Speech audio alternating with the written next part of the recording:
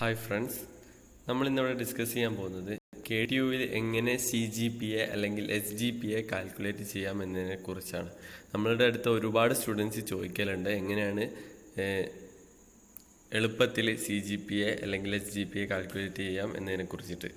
അപ്പോൾ നമ്മൾ ആദ്യം നമ്മുടെ ഒരു ബ്രൗസർ ഓപ്പൺ ആക്കുക. എന്നിട്ട് അതിൽ app.ktu.edu.in അതായത് KTU സ്റ്റുഡൻസ് ലോഗിൻ പോർട്ടലിൽ ഓപ്പൺ ആക്കുക. എന്നിട്ട് അതിൽ നമ്മുടെ യൂസർ നെയിം എൻ്റർ ചെയ്യേണ്ട സെക്ഷനിൽ നമ്മുടെ യൂണിവേഴ്സിറ്റി അഡ്മിഷൻ നമ്പർ നമ്മൾ എൻ്റർ ചെയ്യുക.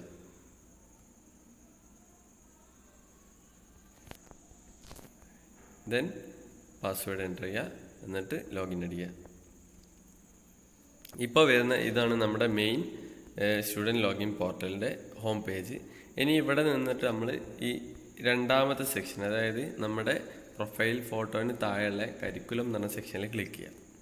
അപ്പോൾ കരിക്കുലം എന്നുള്ള സെക്ഷനിൽ ക്ലിക്ക് ചെയ്യുമ്പോൾ നമുക്ക് വരുന്നത് നമ്മുടെ അഡ്മിറ്റഡ് പ്രോഗ്രാം, അഡ്മിറ്റഡ് ബ്രാഞ്ച്, പിന്നെ ഇവിടെ കാണിക്കുന്നത് CGPA അതായത് ക്യുമുലേറ്റീവ് ഗ്രേഡ് പോയിന്റ്.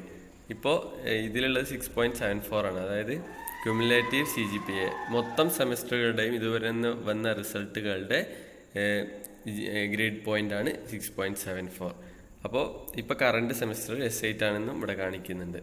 ഇനി നമുക്ക് ഓരോ സെമസ്റ്റർ വൈസിൽ, അതായത് സെമസ്റ്റർ ഗ്രേഡ് പോയിന്റുകൾ കാണുന്ന രീതി ആണ് അടുത്തതായിട്ട് പറയാൻ പോകുന്നത്.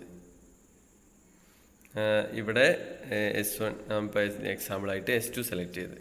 ഓക്കെ, അപ്പോൾ S2വിലുള്ള നമ്മുടെ ഓരോ സബ്ജക്റ്റുകളുടെയും ലിസ്റ്റും അതിൻ്റെ ഗ്രേഡും, നമുക്ക് കിട്ടിയ ഗ്രേഡ്, ക്രെഡിറ്റ് പോയിന്റ് എല്ലാം ഇവിടെ കൊടുത്തിട്ടുണ്ട്.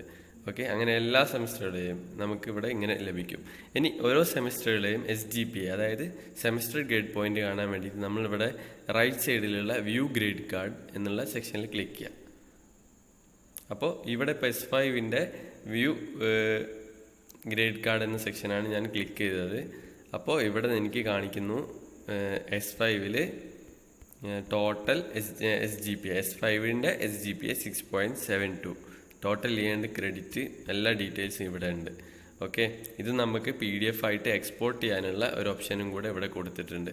ഓക്കെ, അപ്പോൾ ഇത് നിങ്ങൾ പലർക്കും അറിയാവുന്നതായിരിക്കും, അറിയാത്തവർക്ക് നിങ്ങളിത് ഷെയർ ചെയ്ത് കൊടുക്കുക.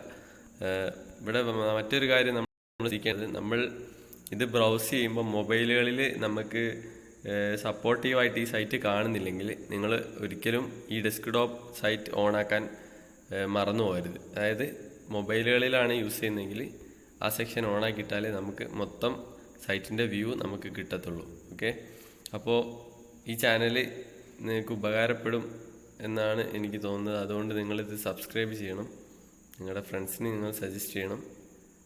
Okay, thank you.